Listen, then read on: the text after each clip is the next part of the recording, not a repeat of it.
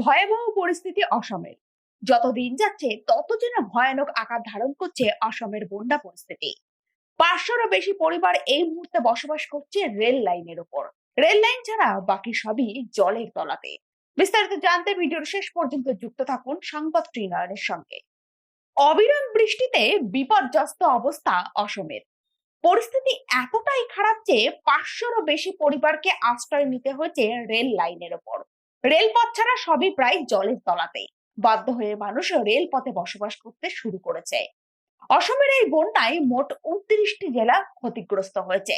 সূত্রের খবর, এই রাজ্যে 84টি রাজস্ব সার্কেলের 2251টি গ্রাম বন্যার জলের তলায় চলে গিয়েছে। বহু জমির ফসল ক্ষতিগ্রস্ত হয়েছে, যার কারণে ক্ষতিগ্রস্ত হয়েছেন 8 লাখেরও বেশি মানুষ।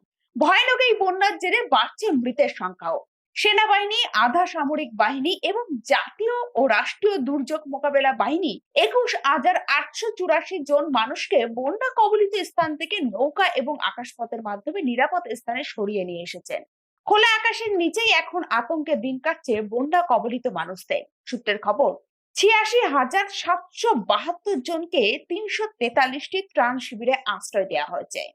পরবর্তী আপডেট পেতে সাবস্ক্রাইব করুন সংবাদ ত্রিনয়ন, সত্যের সাথে মানুষের পাশে।